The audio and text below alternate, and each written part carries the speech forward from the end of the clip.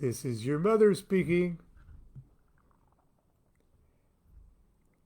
Constance did a brand new little series of 4 little paintings called Let's All Listen to Our Mothers, to Our Inner Mother. Let's all listen to our inner mother. And this one is, this is your mother speaking. Stop it. Now. And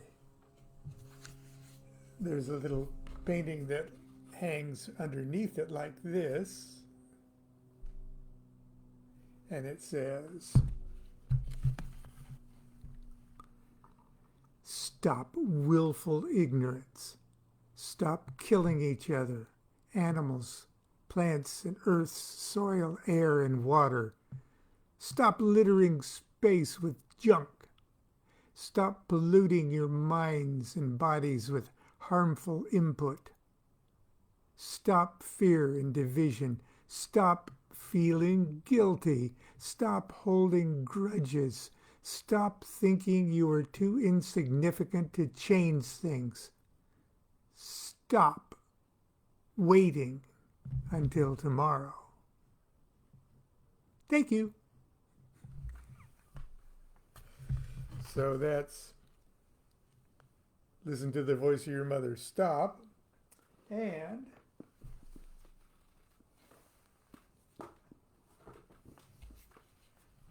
this is your mother speaking. Start now.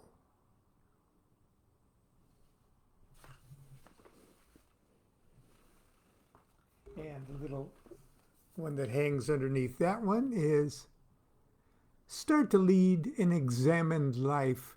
Be conscious. Be grateful. Live a little more simply. Try to see everything as just another version of you. Open your hearts and minds. Start feeding your spirit, mind, and body with healthy input. Start small. Do anything that helps the earth and its inhabitants. Start forgiving. Be brave. You are the power. Awake in thought, word, and deed. Behave in a way to manifest heaven on earth. Thank you. So that's a couple little offerings from St. Constance's artwork from the pandemic collection.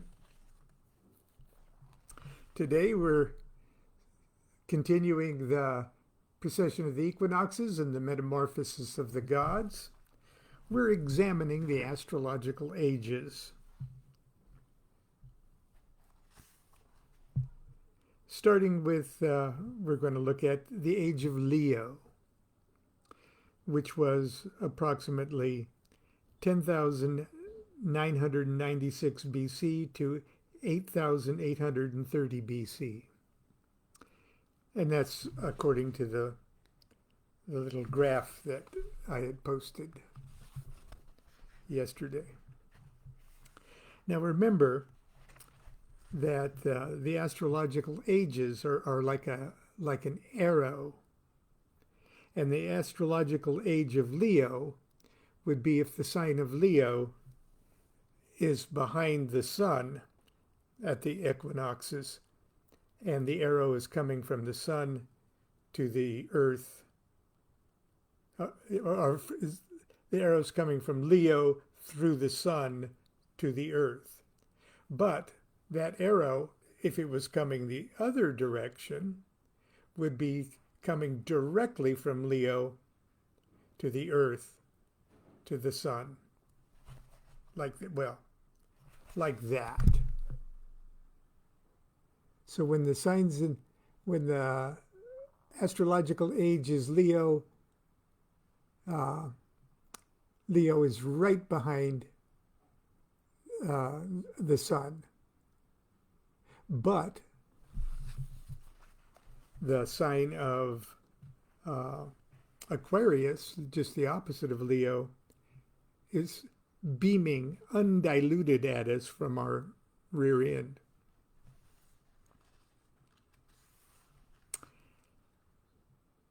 Age of Leo, pole of Leo Aquarius. The end of the last age concluded with the beginning of the age of Leo.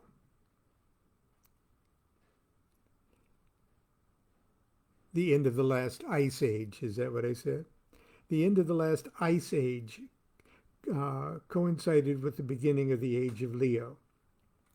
Much earlier, however, starting about 35,000 BC, Homo sapiens began displacing Neanderthals as late hunting and plant-collecting people spread throughout the eastern Mediterranean and later into Germany and Denmark. By the beginning of the age of Leo, advanced hunters of continental Europe were fashioning statuettes of fertility goddesses. But worship of animals and the magic of the hunt appear to have been the dominant form of spiritual expression. The tribal hero king, killed in the hunt, was venerated as a god and perhaps eaten along with the slain animal. This way of life continued in many localities well into later ages. The hero whose life is sacrificed for the survival of his people is certainly among the earliest gods of the prehistoric pantheon. As consort to the great goddess, we'll see his position and duties change as the ages progress. And I'm going to have some longevity tea here for a moment.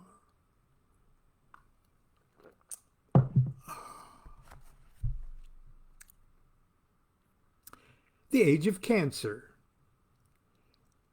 8,830 BC to 6,664 BC. Now this is the pole of Cancer, Capricorn. This period has been characterized as the Neolithic Revolution, for humanity was beginning to exercise a willed control of nature. In the Near East, several varieties of plants and animals were domesticated. In many areas, the nomadic life of the hunt was replaced by the establishment of villages and towns necessary for the organized cultivation of crops. Crafts of the household, such as spinning of textiles and pottery making, developed late in the Cancerian period. The town of Jericho, where decapitation of the dead and burial within the house was common. Jericho had a population of 2,000 by 8,000 BC. Crete was first settled in this period.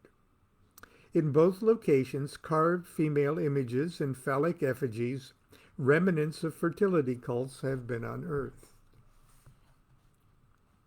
Moving ahead to the age of Gemini, 6,604 BC to 4,498 BC.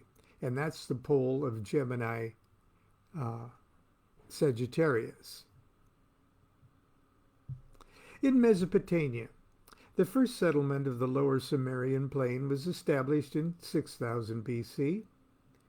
Advances in irrigation technology and other agricultural improvements during this period contributed to a proliferation of settlements, and new cities swelled in population. Standardizations of languages, a primary aspect of mercurial Gemini, led to the development of trade and industry. So that is a very important mercurial moment. Modern research points to the existence, 5000 BC, of a root language, Proto-Indo-European, from which the dominant languages of the West have developed. So that was an important Gemini mercurial age there. Amidst the preoccupations of urban life, religion appears to have been focused upon the mystery of fertility, fertility of humans and fertility of crops, domesticated animals and beasts of the hunt. During this era, the figure of the great goddess changed dramatically, taking on a threefold image of maiden, mother, and crone. Furthermore, her male consort, the sacrificial victim, was pictured riding a bull or a leopard, symbolic of the animal nature harnessed but not tamed. As the astrological age of Taurus was dawning, the spreading horns of the bull became the universal symbol of the goddess's sacrificial lover. Now let's take a look at that age, the age of Taurus, 4,498 BC to 2,332 BC. And that would be the pole of Taurus, Scorpio. The age of Taurus can truly be called the birth of civilization, for it presided over the creation of the cultures that would lay the foundation of Western thought, technology, and religion. Here the symbols and meanings of the zodiacal ages become more comprehensible to the modern student, for it was during this period that the art of astrology reached its zenith, and the 12 signs, familiar to us today, were given their names and attributes. This was also a time when the archetypes of what we think of today as the pagan pantheons began to take recognizable form. This period saw a social, sexual revolution in the hierarchy of the religious cults. The command the great goddess held upon the racial imagination began to wane, and it became more and more obvious that the fertility of her priestesses, and consequently the earth, depended ultimately upon the potency of her consort. Arrangements were negotiated to postpone the regular sacrifice of the male consort by substituting a surrogate victim, often a virgin boy, each year in his place. Understandably, the consort came to enjoy the idea of not being ceremonially dispatched in the fields at the end of his tenure, and eventually the matriarchal establishments were overthrown altogether and replaced by formerly subjugated males whose emblem was the bull. Our figure 7 here, that's one of those things that I posted, shows that the age of Taurus saw the birth of the Egyptian, Mesopotamian, Minoan, and Indian civilizations. Wow. The pantheons of local gods of these and other cultures developed along uncannily parallel lines. But despite the popularity of the local deities, the predominant religious icon remained the bull. In Egypt, the adoration of the bull god Apis dominated the ceremonies of public worship for over 1,000 years. Privately, however, the priests of the bull cults worshiped differently. As I pointed out earlier, when the sun is in one sign from the Earth's point of view, the Earth is in the opposite sign from the sun's point of view. The sages of Egypt were among the first to realize that while our physical bodies are creatures of the earth, our spiritual bodies, our real identities, are solar beings. In other words, in the age of Taurus, our physical bodies and mundane lives were influenced by the energies filtering through the sun from Taurus. But our spiritual condition was influenced directly by the unfiltered rays of Scorpio. Keeping this in mind, it is no surprise that the same priests who publicly led the jewel-bedecked bull of Apis to his sacrifice wore upon their brows the Urious serpent, one of the most sacred and secret symbols of Scorpio.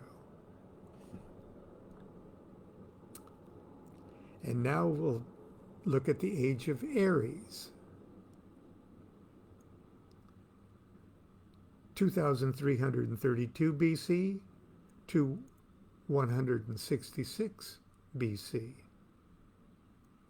And that's the pole of Aries and Libra.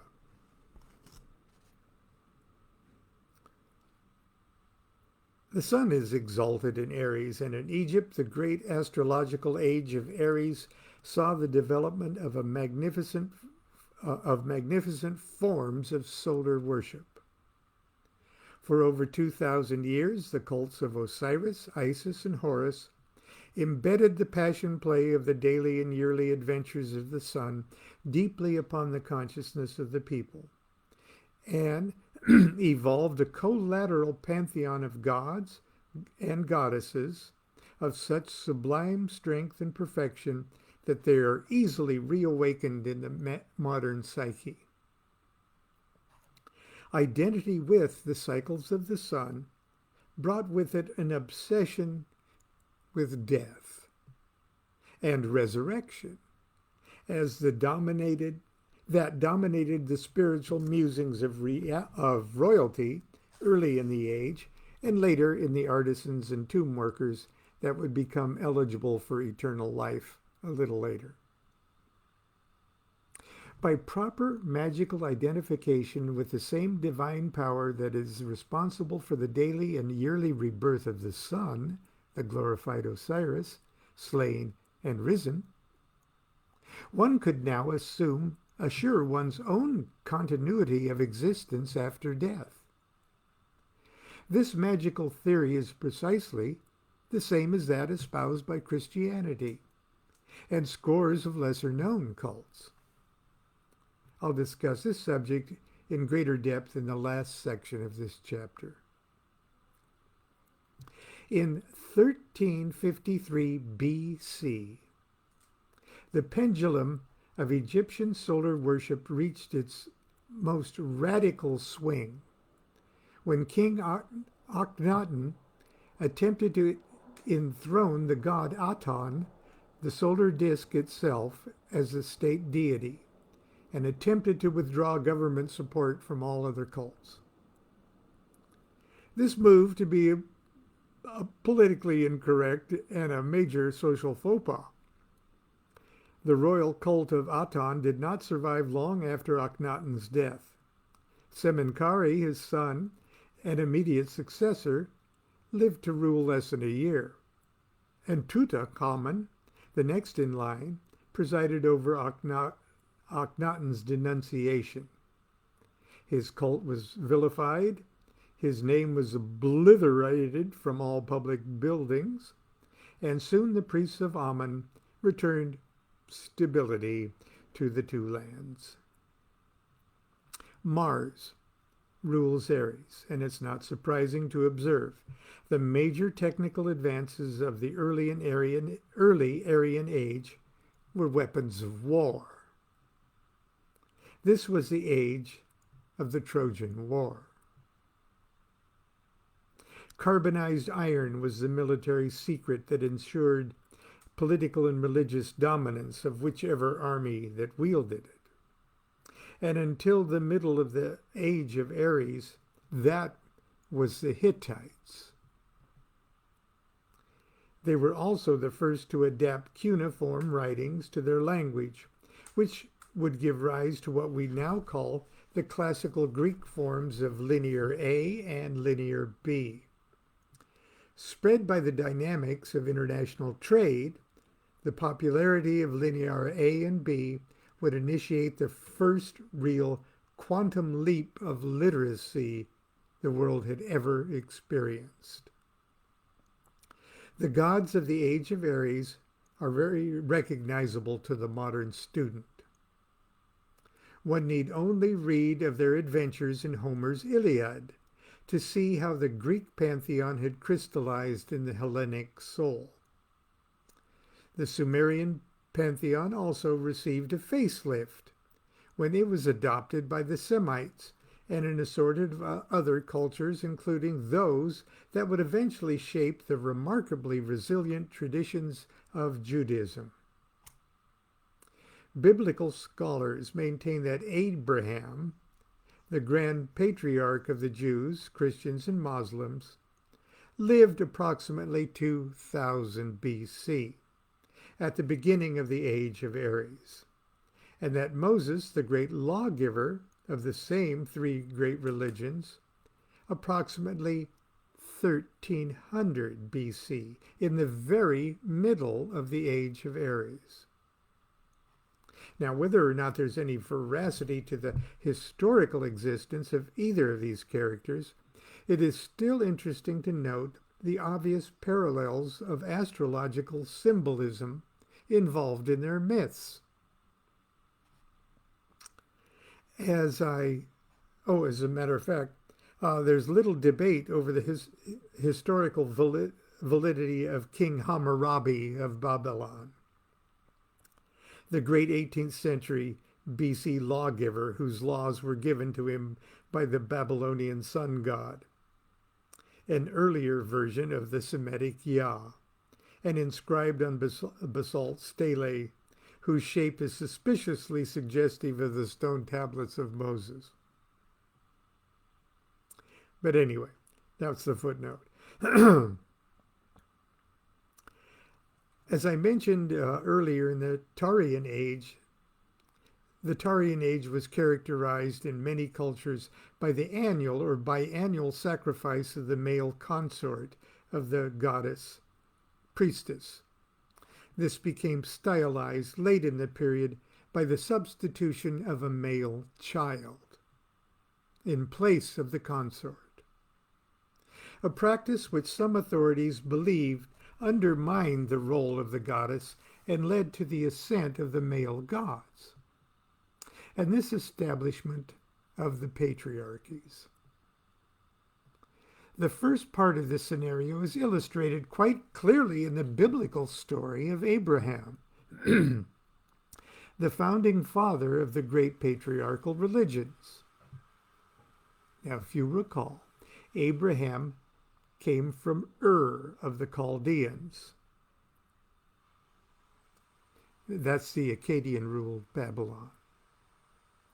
In obedience to his God, he was about to dutifully offer up his young son Isaac as a burnt offering to the Lord, when he, quote, lifted up his eyes and looked and beheld a ram caught in a thicket by his horns. And Abraham went and took the ram and offered it up for a burnt offering instead of his son. That's from Genesis 23:13.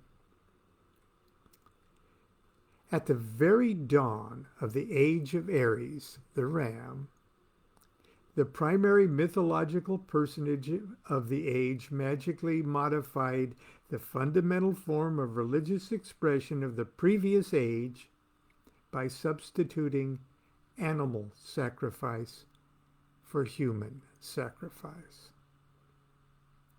The sacrificial symbol of the previous age was the bull, animal nature harnessed but not tamed.